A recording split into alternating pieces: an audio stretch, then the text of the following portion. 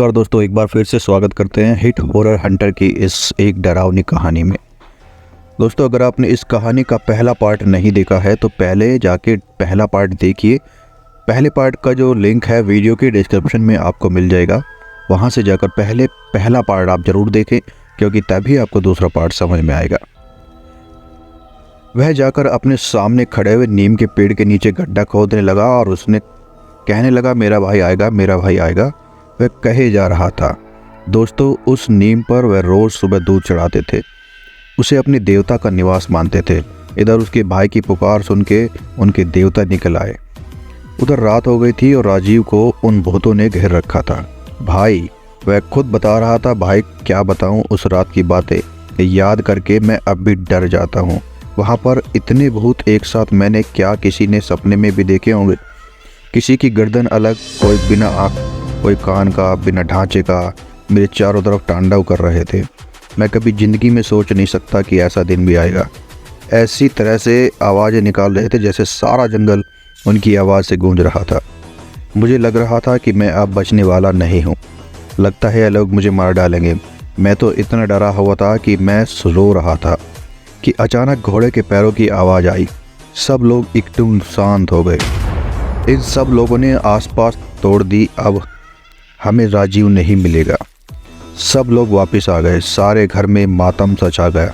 इधर किसी ने कहा कि किसी की भगत को बुलाओ और पता करवाओ कि वो अभी तक जिंदा है कि नहीं, वो लौट आएगा या नहीं। एक दिन एक आदमी वहाँ के भगत को बुलाने चला गया। उधर राजीव के देवता वहाँ पर पहुँचे, हाथ में तलवार, घोड़े पर सवार। उनको देखते ही सारे भूत भागने लगे। उन्होंने एक एक को पकड़कर ऐसे मारा जैसे कोई हीरो फिल्म में एक योद्धा सबको काट देता है। जैसे ही उनकी तलवार उनकी गर्दन पर पड़ती वह मिट्टी में मिल जाती।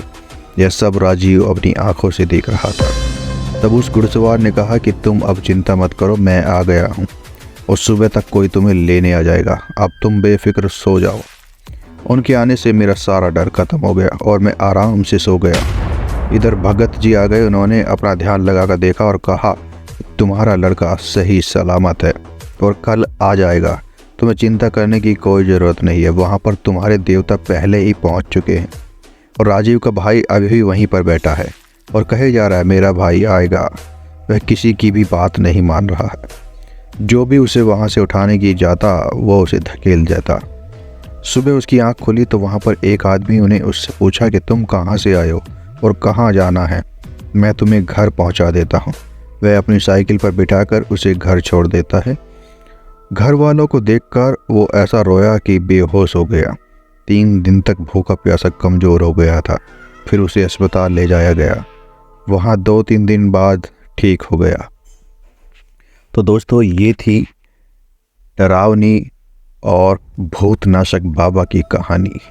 तो इस प्रकार की कहानी को देखने के लिए और सुनने के लिए आप हमारे हिट हॉरर हंटर के चैनल को सब्सक्राइब करना मत भूलिएगा और सब्सक्राइब करने के बाद बेल आइकन ज़रूर दबाइए ताकि आपको अगली वीडियो का नोटिफिकेशन मिल सके। अपना ख्याल रखिएगा और सुनते रहिए भूतों की डरावनी कहानी। नमस्कार।